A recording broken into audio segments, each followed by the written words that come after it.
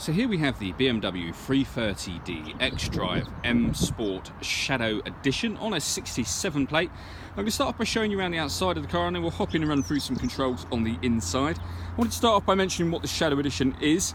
So it has these darker lenses within the headlight section, first of all, but I'll show you there's some elements around the outside of the car as well. So first of all, you can see it's a 5-door car with alloy wheels. We'll start off inside the boot and then work our way around the rest of the car from there.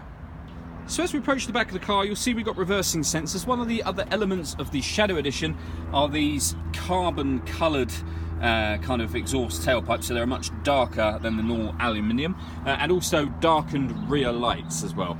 On top of that, we have plenty of boot space, as you can see. Okay, so we're just going to work our way back round to the front of the car now, and then I'll hop in and run through some controls on the inside. But now that we've done a full circle of the car, you can see not only is it in great condition, but it's a really fantastic looking car as well.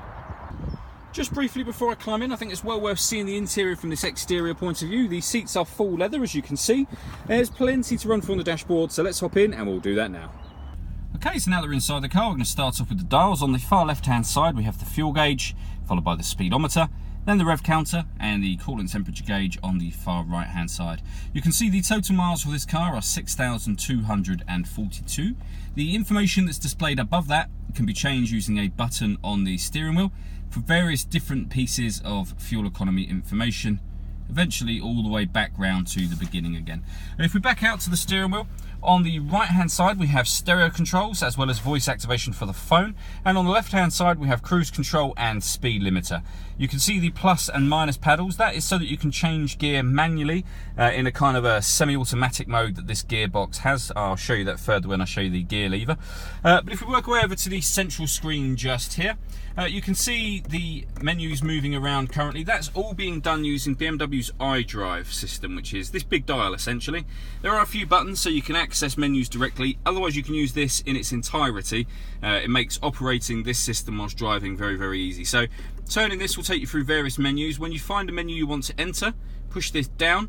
This also jogs to the right, to the left, up and down as well to go into various different sub categories within those menus. So for example, if I twist the dial to navigation and push the button down, we can look at the map by pushing the button down.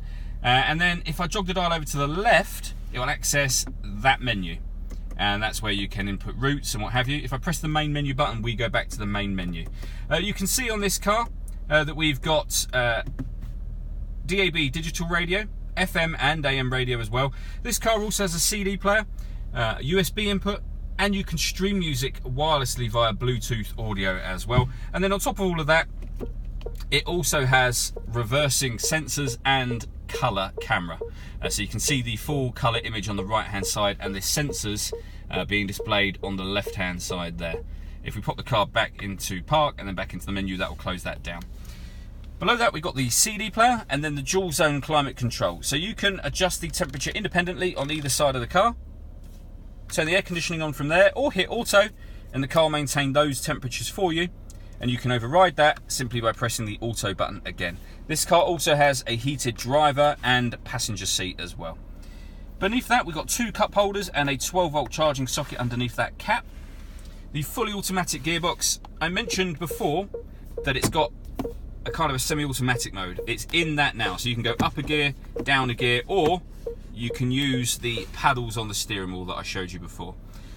On the right hand side here we've got the ability to turn off the parking sensors, or turn them on again indeed.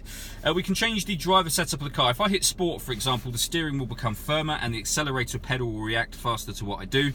Eco Pro will be the polar opposite of that. And you can turn off traction control from here as well. The iDrive system we've run through briefly already, and then in the central armrest we have the USB input. All that leaves me to say is thank you for taking the time to watch this video. If you'd like to come and see the car in person and have a test drive, please feel free to call any of our MJA sites. We'd love to hear from you soon.